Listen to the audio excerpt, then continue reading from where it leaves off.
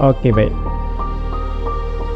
Bismillahirrahmanirrahim. Assalamualaikum warahmatullahi wabarakatuh dan selamat pagi. Waalaikumsalam, Hafiz.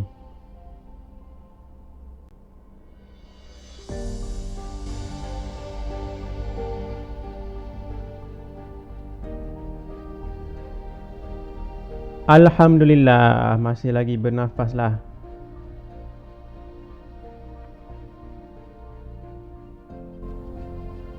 Setakat ni lah masih lagi bernafas. Alhamdulillah. Belum lagi mental lah, maknanya okey lagi lah, waras. Okay. Amin. Ini saya kena type amin ni sebab jarang ada student berdoa ni. Jarang ada student yang doa untuk saya ni. Okay, baik.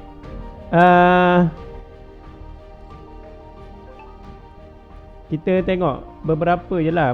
Soalan ni tak banyak mengira, rasanya berapa je, 2-3 soalan je. Kejap je ni, dalam 10 minit 11 minit dah habis. Okay, baik. Yang ini soalan, ada 14 soalan kan. 14 soalan tu, cuba kamu kira dengan kalkulator kamu 14 soalan. Kalau satu soalan berapa minit saya beritahu hari tu? Ada yang catat kah? Satu soalan objektif berapa minit kena buat? Masa. Tidak ada yang catat hari tu. 1 minit. No. 1 minit tu sekejap je. Dia ada 1 point berapa? 1 1.67 cikgu. Tak betul tu. Kurang 1.875. Okay, tak ada yang ni 1.875 minit per soalan. Saya type situ. Jadi kalau kamu kira ada 14 soalan, maksudnya berapa minit kena ambil masa? Kalau ada 14 soalan tadilah. Lebih kurang berapa tu kamu kira lah sendiri. 26.25 cikgu. Maknanya 26.25. Kiranya 27 lah, kita ambil lebih tinggi sikit. 27 minit lah paling maksimum. Okay. Jadi patutnya tidak, maknanya kurang dari setengah jam lah. Patutnya kena siap lah maksudnya. Gitu. Ke baru study hari ni. Kalau kamu baru study tu yang jadi lambat kali kan.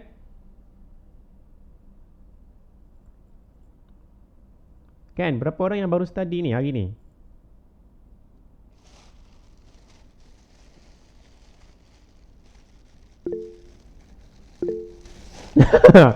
Patutlah. Kalau baru study tu yang jadi lambat tu. Bila saya sebut ulang kaji, maksudnya bukan hari ni baru ulang kaji. Maknanya kita prepare awal lah. Prepare awal-awal. Kalau di sekolah tu boleh terima lah. Kalau kita ada ulang kaji, kamu baru study balik buku, boleh terima lah. Sebab di sekolah kan sibuk. Maksudnya setiap subjek tu ada cikgu masuk je. Jadi bila mau ulang kaji kan. Jadi kalau di rumah macam sekarang ni, saya rasa kamu tak 24, kamu tidaklah 8 jam straight online kan. Maksudnya Google Meet itu kadang-kadang saja. Yang selebihnya masa kamu free. Maksudnya kalau kamu boleh siap awal, kamu free sudah. Jadi sepatutnya boleh ulang kaji sebelum ni lah lagi sepatutnya. Gitu. Cuma itulah mungkin masalah motivasi kan. Kan tak ada motivasi, tak ada semangat. Sama lah, saya pun sama juga sebenarnya. Sebab itu, kamu carilah motivasi seperti kamu pasang lagu kuat-kuat macam ni. Lagu-lagu yang ada motivasi sikit kan. Ataupun lagu yang macam ni lah. Pasang kuat-kuat tu supaya ada semangat sikit lah. Okay. Jadi tak apalah, kita tengok soalan nombor 1. Okey, soalan nombor 1 sangat-sangat mudah. Ini fakta sahaja soalan aras mudah ni. Saya tak check lagi siapa yang betul, siapa yang salah di Google Form tu. Nanti saya akan tengoklah. Tapi saya kasih kecil sejauh ni di sini ni sebab mau conteng di sebelah situ. Besar sikit lah. Okey, suhu dan tenaga boleh dikelaskan sebagai kuantiti skalar kan? Setuju? Setuju? Suhu tenaga adalah kuantiti skala. Kalau saya tanya kamu inilah tujuan dia. Bila kamu dapat soalan macam ni, soalan ulang kaji kan, saya harapkan kamu catat lah. Maksudnya bukan salin soalan, catat. Bila kamu baca soalan, ada istilah kuantiti asas, kuantiti terbitan, kamu catat tu supaya kamu dalam exam dia boleh tanya apa maksud kuantiti asas, apa maksud kuantiti terbitan. Jadi dalam satu soalan kamu boleh brainstorm dia, banyak lagi soalan lain yang boleh ditanya dalam soalan itu. Itulah tujuan ulang kaji sebenarnya. Okey? Jadi bukan hanya kita dapat jawab betul, jawapannya skala. Jadi yang lain tu pedulikan. Bukan begitu cara belajar dia sepatutnya. Okey, kita kena catat, bukan sekadar guna phone saja jawab Kena ada pensel dengan pad dengan kertas. Terus teranglah saya cakap, kalau di negara orang putih, kalau diorang belajar, kalau kamu betul-betul berada tempat saya dulu di New Zealand tu, handphone diorang letak tepi diorang ada pensel, walaupun diorang maju lama sudah kan, beratus tahun diorang lebih maju daripada kita. Diorang ada pensel dengan kertas di sebelah kanan. Lepas diorang siap jawab tu, diorang tampal di dinding. Kalau kamu perasan cerita orang putih, di peti ais tu dia ada tampal nota-nota kan. Diorang suka menulis. Maksudnya segala nota diorang tampal, diorang tak simpan dalam phone. Itu yang masalah apa yang berlaku di Malaysia ni lah. Kebanyakannya kita lebih terpedaya dengan teknologi, mengharapkan kecanggihan, tapi kita tidak pandai-pandai juga. Itu masalah dia. Maksudnya kita terpesong dari segi itulah. Teknologi bukan segala-galanya. Yang penting ada kertas, ada pensel, kena catat juga Itu sedikit sebanyaklah ceritalah Okey, baik. Nombor 1 jawapannya kuantiti skala C cicak. Sebelum tu lupa. Saya mengharapkan satu orang jawab. Ada satu soalan tu, saya mengharapkan antara kamu 14 orang ni, ada yang perasan ada sesuatu yang tak kena dengan satu soalan. Tapi setakat ni tidak ada yang PM saya lah. Jadi maksudnya kamu memang tak prepare lah betul-betul. Okey. Jadi nombor 1 settle. Okey, nombor 2. Antara berikut yang manakah bukan kuantiti terbitan? Saya tak kasih kuantiti terbitan. Bukan kuantiti terbitan maknanya kuantiti yang macam mana? Kalau kita ingat balik, kuantiti terbitan maksudnya kuantiti itu dia apa? Apa beza asas dengan terbitan? Dia ada rumus. Okey, bagus. Keyword dia kalau terbitan, apa-apa huruf yang ada rumus, ada formula, maka kuantiti itu disebut terbitan lah. Jadi sekarang ni dia mahu bukan kuantiti terbitan, maksudnya bukan yang ada rumus. Okey, maknanya yang asas lah. Yang asas maksudnya jisim. Kan, jisim ada berapa kuantiti asas yang kamu kena ingat? Ada berapa? Kuantiti asas ada berapa? Ada 7 cikgu. 7. 7 ingat 7 tu. Kuantiti terbitan ada berapa?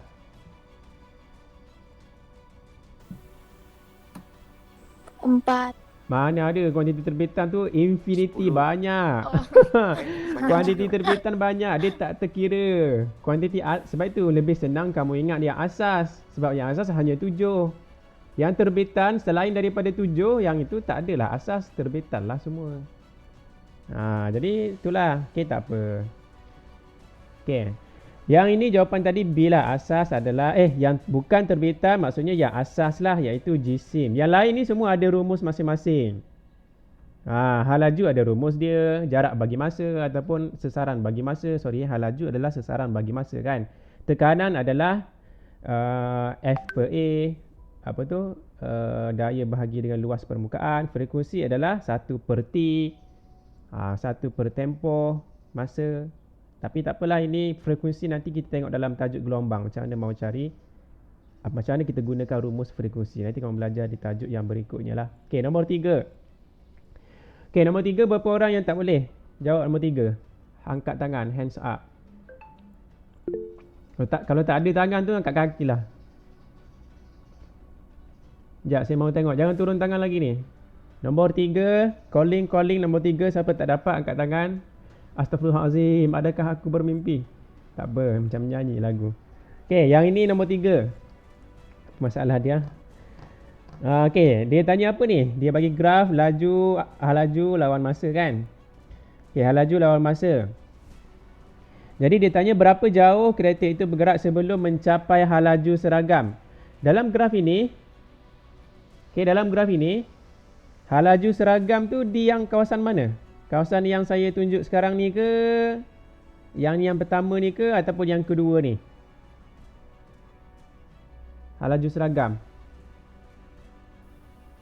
Kawasan pertama ni ke? Kawasan kedua ni? Kawasan kedua, cikgu. Kawasan kedua. Ni hal laju seragam. Selepas masa 20 saat ni, hal lajunya maintain sudah. Tak bertambah lagi. Kan di graf hal laju kan di sini. Jadi hal lajunya selepas 20 saat, hal lajunya sentiasa 40 sudah selepas tu. Tak meningkat lagi lah. Jadi maksudnya sebelum sampai seragam itu, inilah kawasan sebelum. Sebab dia kata sebelum ia mencapai hal laju seragam. Maksudnya kawasan yang pertama ni. Ni daripada 0 hingga 20 saat. Jadi kawasan ini. Kawasan ini. Jadi dia mau cari apa? Berapa jauh? Kalau berapa jauh maksudnya dia mau cari jarak lah kan? Betul? Mau cari jarak kan? Jadi macam mana mau cari jarak? Okey, jarak. Kalau kita ada graf V lawan T. Sekarang V lawan T lah tu. Hal laju, velocity. V ni. Time ni masa. Jadi V lawan T. Jarak macam mana kita mau cari kalau dalam graf hal laju lawan masa? Jarak atau sesaran lebih kurang sama lah tu. Kita mencari apa? Kecerunan graf ke luas di bawah graf?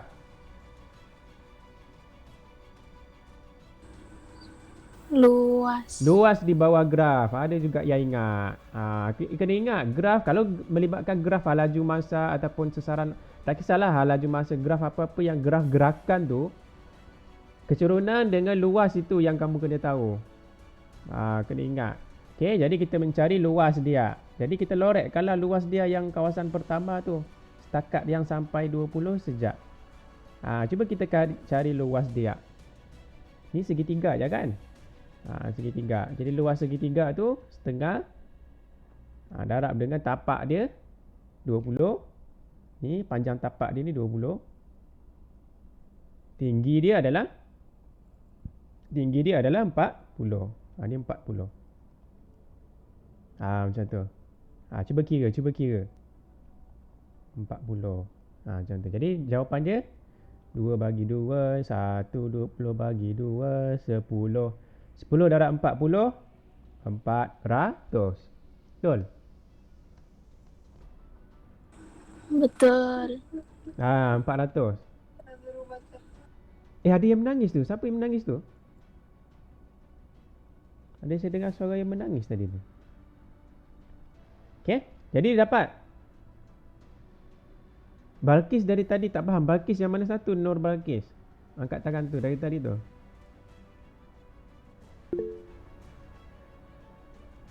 Oh, lari Lupa sudah. kasih turun cigu. Oh, lupa kasih turun. Ingat ke tu bila tegur lari sudah. Jangan begitu tak apa, lupa kali kan.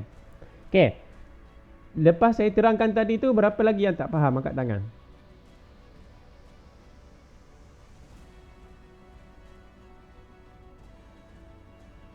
Tak ada. Okey, tak ada. Okey.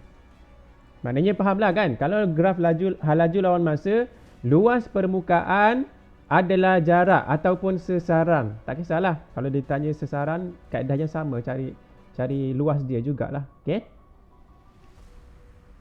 Ini baru satu jenis graf ni.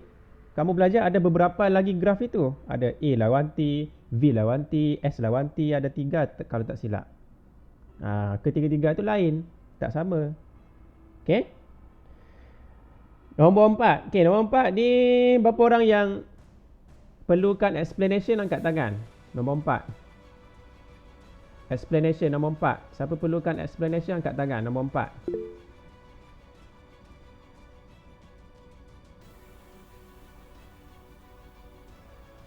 Satu, dua, tiga. Okey. Secara ringkas lah. Okey, sekarang ni masih sama graf V lawan T. Okey, V lawan T. Yang soalan sebelum tu V lawan T juga kan. Tapi yang tadi disuruh cari jarak. Jarak ataupun sasaran. Maksudnya luas di bawah graf dia. Sekarang ni, dia tanya apa? Dia tanya, pada bahagian manakah pecutan sifar? Kita ingat balik. Kalau V lawan T, kalau luas tadi maksudnya kita mencari jarak. Kalau luas ini kita cari jarak. Tapi kalau ada satu lagi yang penting, kecerunan. Kalau kecerunan, kecerunan adalah mewakili kuantiti apa? Jarak juga. Kecerunan adalah pecutan. Jadi kecerunan graf itu adalah pecutan. Jadi kita tengok kecerunan sajalah. Kecerunan yang macam mana? Pecutan yang macam mana dia mahu? Dia kata pecutan sifar. Maksudnya kita tengok kecerunan sifar. Kecerunan kosong. Tiada kecerunan. Bahagian mana yang tiada kecerunan? Bahagian S dan T. ST. Sudah sampai di sini, ST itu tidak ada kecerunan sudahlah. Walaupun nampak ada juga sikit, tapi dia paling kurang, paling tidak ada kecerunan. Jadi ST lah. Okey. Jadi soalan nombor 4 ni dia cerita pasal pecutan. Maksudnya kita kaitkan dengan kecerunan. Soalan nombor 3 tadi, graf yang sama, yang paksinya sama, cuma yang tadi dia cerita pasal jarak. Bila jarak, maksudnya kita cerita pasal luas di bawah graf. Macam tu. Okey. Graf yang sama ada dua maksud. Satu, luas di bawah graf adalah jarak. Satu lagi, kecerunan adalah pecutan. Kalau graf V lawan T lah. Kalau lain lagi graf, lain lah maksud dia, tak sama. Okey. Jadi itu adalah contohnya, jawapannya adalah ST, iaitu D daun. Nombor 5. Nombor 5 ada yang, nombor 5 semuanya dalam buku teks pengiraan ni. Jawapannya mesti dapat 7.5. Sebelum tu saya nak tanya kamu,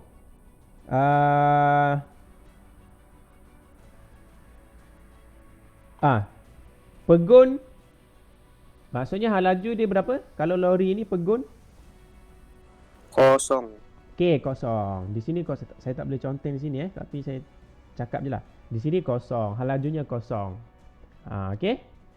Yang ini dia bergabung ni, maksudnya hal lajunya sama. Jadi cuba bagi tahu saya apa rumus yang terlibat ni untuk pelanggaran yang macam ni. Apa rumus yang kamu guna? M. Kena tahu rumus apa? M1 M1 tambah M1 V1 U1 tambah dengan M2 U2. Pening sudah saya ni. ulang balik. M1 U1 kan? Tambah dengan M2 M1 tambah U M1 M2 tambah U2. Tak ada tambah, dia darab tu. M2 U2 tu darab sama dengan Okey, sama dengan M1 V1 V1 tambah M2 M2 V2. Ini rumus ini boleh juga dah pakai. Tapi kita sudah bincang hari itu sebab dia bercantum kan selepas pelanggaran. Dia bercantum. Jadi maksudnya hal laju akhirnya sama. Jadi kalau kamu ingat, kita boleh simplify. 1 tambah M2 V ke cikgu. Yang itu.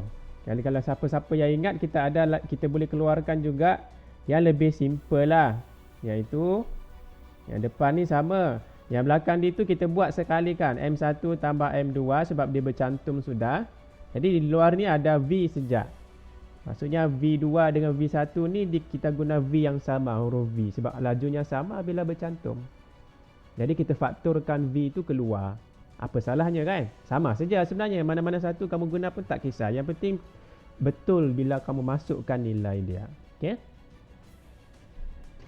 Okey, jadi ini rumus dia. Yang penting kena kenal lah mana M1, 2. Ini objek pertama, objek kedua. Kena betul, jangan salah masukkan Okey, jadi itu saya tak teruskan. Saya hanya bincang secara kasar. Yang kamu kena explore sendiri macam mana mahu selesaikan. Jawapan dia memang C Okey, yang keenam. Alamak. Yang keenam. Okey, yang keenam. Jawapannya C kan?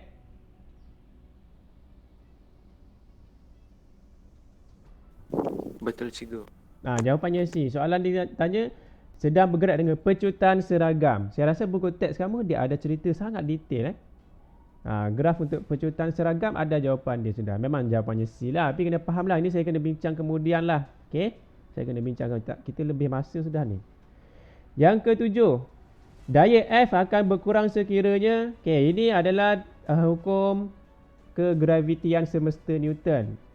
Jadi daya antara dua objek akan berkurang sekiranya R bertambah cikgu. R bertambah. Kalau makin jauh kedua-dua objek ini, secara logiknya F itu makin kurang lah. Jauh lah tarikan dia. Semakin lemah lah tarikan dia. Jadi ini jawapannya C lah. Nombor 7 boleh? Nombor 7. Siapa yang tak dapat nombor 7?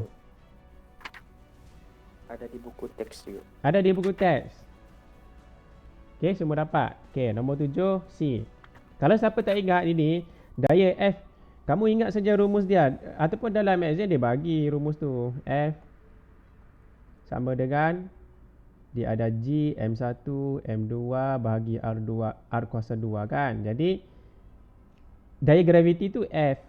Jadi F tu hanya bergantung kepada M1, M2 dan R. Maksudnya M1, M2 ni M1 bertambah, maka F automatik akan bertambah. Ataupun M2 bertambah, secara logiknya F akan bertambah jugalah. Dan last sekali R. Jadi untuk kalau R ini, kalau kita kasih tambahkan R, sebab dia duduk di bawah kan. Bila duduk di bawah pecahan, kalau tambahkan bawah itu, penyebut dia kamu kasih tambah, F dia akan berkurang. Jadi untuk mengurangkan soalan dia, daya F akan berkurang sekiranya, jadi daya F akan berkurang sekiranya R ini bertambah lah. Jadi jawapannya C lah. Yang penting ingat rumus ni. Okay, jadi itu adalah beberapa soalan yang tentang graviti. Okay, ini soalan bonus nombor 5. Nombor 8. Jawapan dia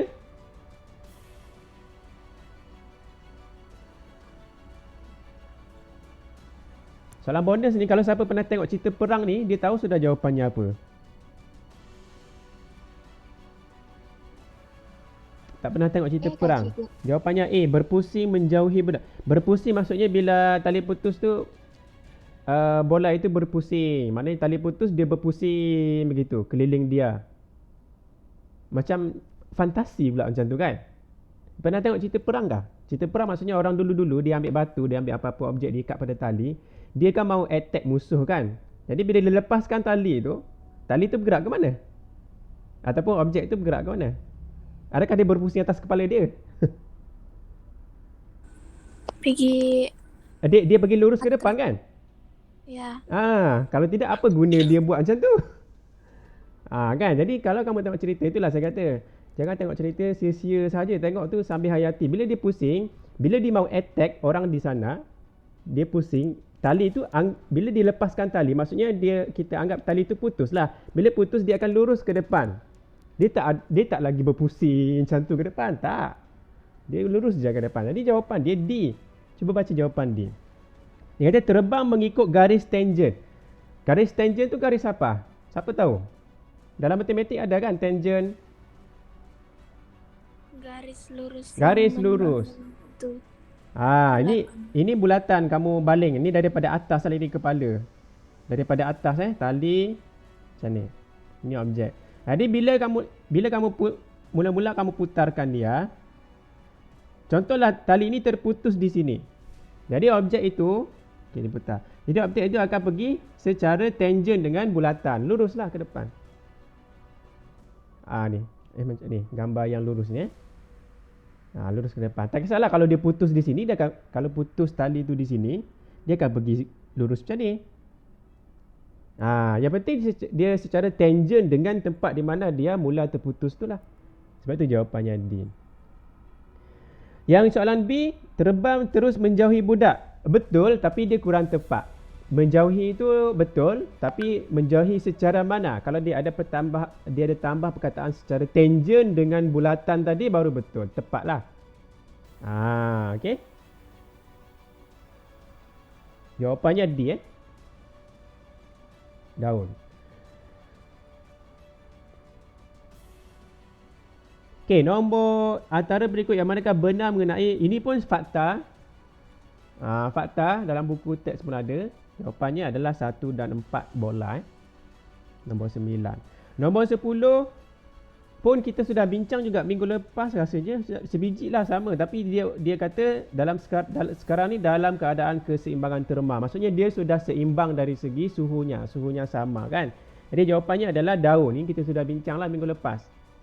Okey, haba bersihnya adalah sifar. Pemindahan haba bersih adalah sifar, daun.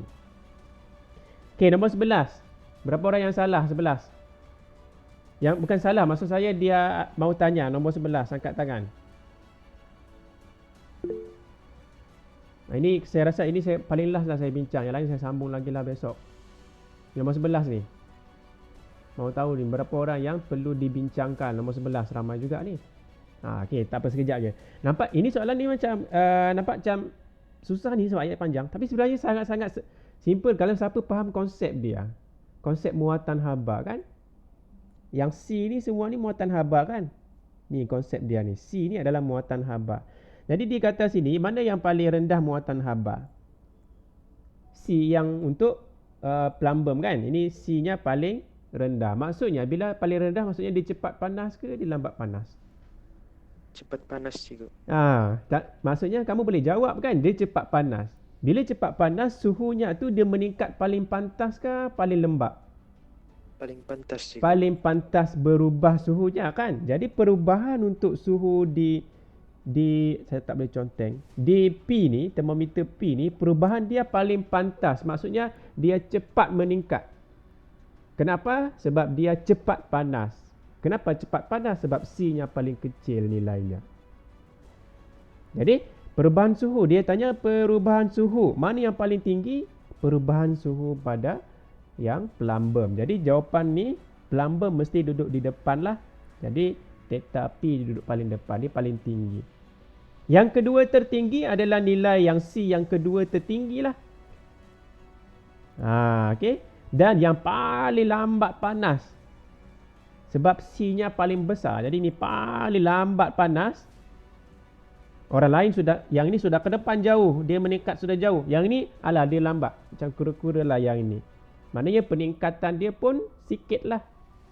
Jadi ini paling lambat, paling slow panas. Maksudnya perubahannya paling kecil lah. Dia susah sangat mau meningkat. Jadi jawapan R itu duduk paling kecil di belakang. Jadi paling besar P, kedua terbesar Q, dan paling kecil R. Jawapannya ayam. Jadi itu saya kata konsep dia tu pastikan boleh lah. Konsep dia. Tapi bila kelas hari tu macam semua faham pula kan. Muatan haba ni kalau nilai dia kecil, maksudnya dia cepat panas. Dan dia cepat sejuk jugalah. Tapi sekarang ni kita cerita bab panas ni. Bukan bab sejuk ni, bab panas. Kalau nilai dia besar, C tu besar, maksudnya dia lambat panas dan lambat sejuk. Okey. Ke kamu testing yang ni, ni kami testing sejak ni cikgu. Nanti kami buat betul-betul lah. Alhamdulillah lah. Kan? Okey, nombor lain tu kita akan sambung lagi lah nanti. Di situ ada yang mahu tanya beberapa yang saya cakap tadi tu. Ada? Tak ada kan? Nanti kita sambung lagi lah perbincangan beberapa lagi yang perlu dibincangkan, dihabiskan. Dengan saya akan bagi soalan yang baru lah esok. Esok? Ya, esok. Hari Khamis. Boleh? Okey juga. Okey, kalau boleh kita stop lah di situ. Sekian, terima kasih. Assalamualaikum. Dan selamat Terima kasih sejahtera. cikgu. Sama-sama. Cikgu. Terima kasih, Cikgu. Sama. Terima kasih, Stay safe cikgu. Sama.